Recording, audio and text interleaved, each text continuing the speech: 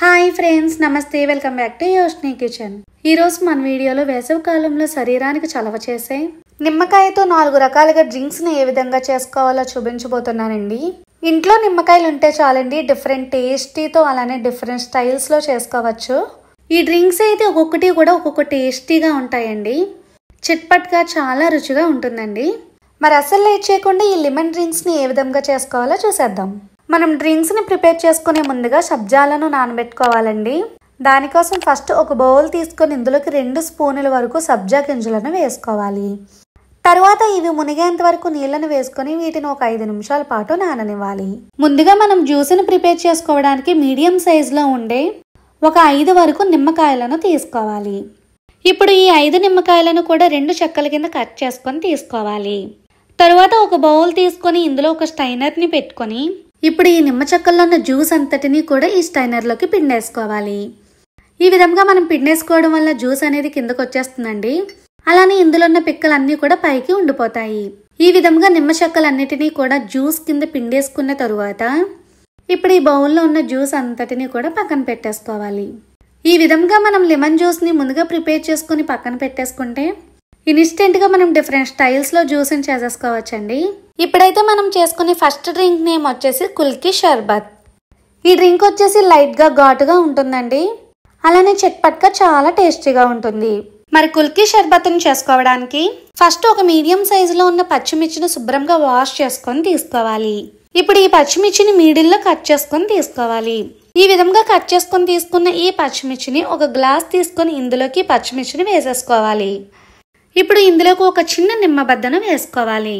అలానే ఒక 2 నుంచి 3 స్పూనుల వరకు నిమ్మరసాన్ని వేసుకోవాలి.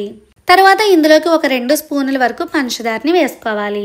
తర్వాత 1 స్పూన్ వరకు గ్లూకోజ్ పౌడర్ని వేసుకోవాలి. మీ దగ్గర ఒకవేళ గ్లూకోజ్ పౌడర్ లేకపోతే ఎక్స్ట్రాగా 1 స్పూన్ షుగర్ని కూడా వేసుకోవచ్చు. తర్వాత ఇందులోకి చిటికెడు బ్లాక్ సాల్ట్ని వేసుకోవాలండి. బ్లాక్ సాల్ట్ లేకపోతే నార్మల్ సాల్ట్ను కూడా యూజ్ చేసుకోవచ్చు. తర్వాత ఇందులోకి 2 స్పూనుల వరకు సబ్జా గింజలను వేసుకోవాలి. తర్వాత ఇందులోకి ఒక 4 చిన్న ఐస్ క్యూబ్స్ ముక్కలను వేసుకోవాలి. ఇవన్నీ కూడా వేసేసుకున్న తర్వాత చివర్లో ఇందులోకి కూలింగ్ వాటర్ని వేసుకోవాలండి. ఇప్పుడు ఈ డ్రింక్ పైన ఒక గ్లాసును బోర్లించి 1 నిమిషం పాటు షేక్ చేసుకొని తీసుకోవాలి.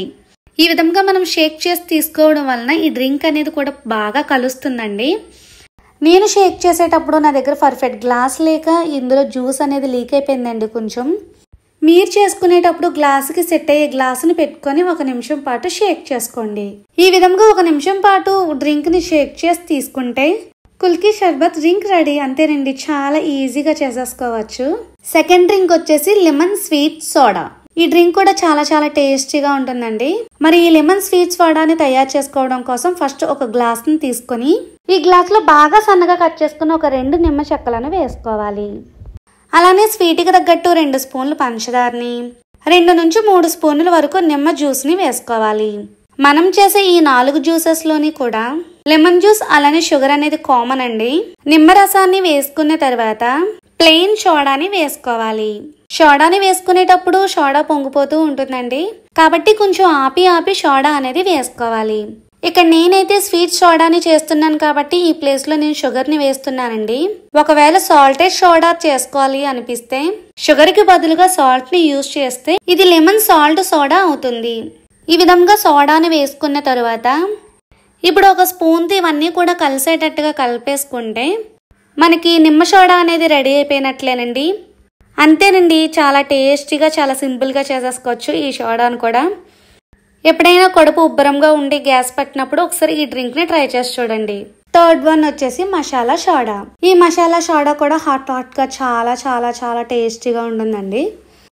మరి ఈ మసాలా సోడాని తయారు చేసుకోవడం కోసం ఫస్ట్ ఒక గ్లాసుని తీసుకొని ఇందులోకి 1 చెక్క వరకు నిమ్మబద్దను వేసుకోవాలి.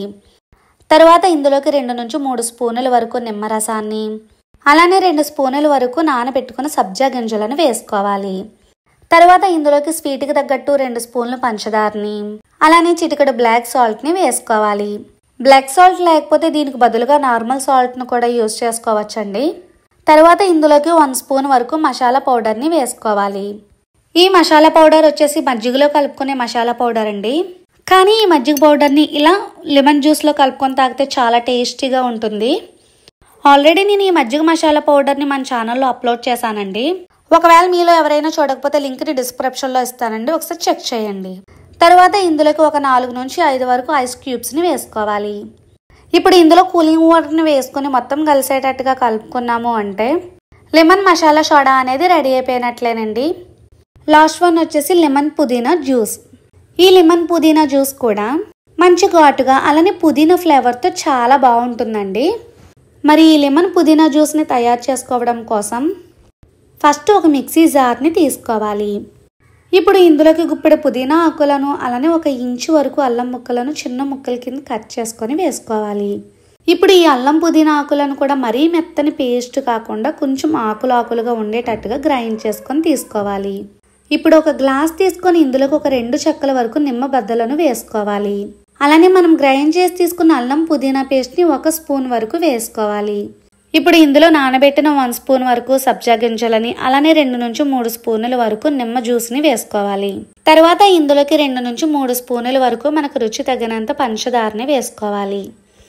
అలానే ఇందులోకి చిటికెడు బ్లాక్ సాల్ట్ని అలానే ఒక 2 నుంచి 3 వరకు ఐస్ క్యూబ్స్ని వేసుకోవాలి. ఇప్పుడు ఇందులో కూలింగ్ వాటర్ని వేసుకుని ఇవన్నీ కూడా కలిసేటట్టుగా ఒకసారి స్పూన్తో కలిపేసుకున్నాము అంటే లెమన్ పుదీనా జ్యూస్ రెడీ. అంతేనండి, చాలా సింపుల్గా అలానే చాలా టేస్టీగా ఈ జ్యూసెస్ని చేసేసుకోవచ్చండి. మరి మీరు కూడా ఈ వేసవిలో ఈ లెమన్ జ్యూసెస్ని ట్రై చేసి చూడండి. మరి మీరు ట్రై చేసిన తర్వాత ఈ 4 రకాల జ్యూస్లో మీకే జ్యూస్ నచ్చిందో కామెంట్ బాక్స్లో నాతో షేర్ చేసుకోవడం అస్సలు మర్చిపోవద్దు.